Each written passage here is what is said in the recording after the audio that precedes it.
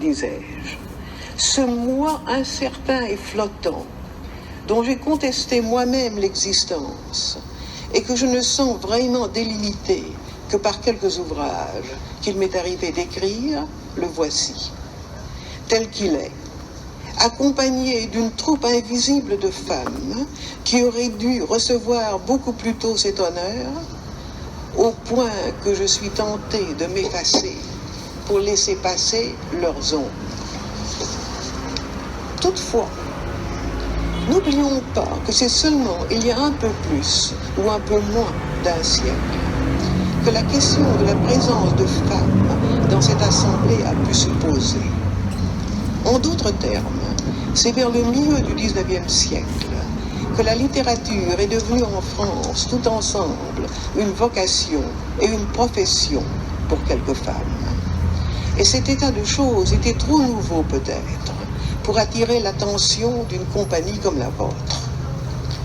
Madame de Staël eût sans doute été inéligible de par son ascendance suisse et son mariage suédois. Elle se contentait d'être un des meilleurs esprits du siècle. George Sand lui fait scandale par la turbulence de sa vie, par la générosité même de ses émotions qui font d'elle une femme si admirablement femme.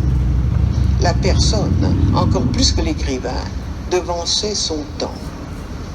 Colette elle-même pensait qu'une femme ne rend pas visite à des hommes pour solliciter leur voix. Et je ne puis qu'être de son avis, ne l'ayant pas fait moi-même. Mais remontons plus haut.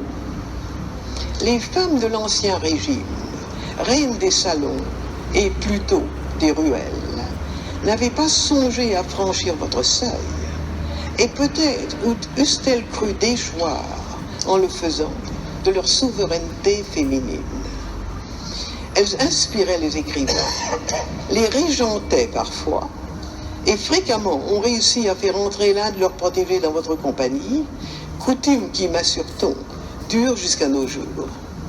Elles se souciaient fort peu d'être elles-mêmes candidates.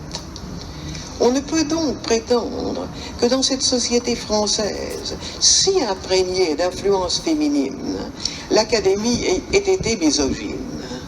Elle s'est simplement conformée aux usages qui volontiers plaçaient la femme sur un piédestal, mais ne permettaient pas encore de lui avancer officiellement un fauteuil.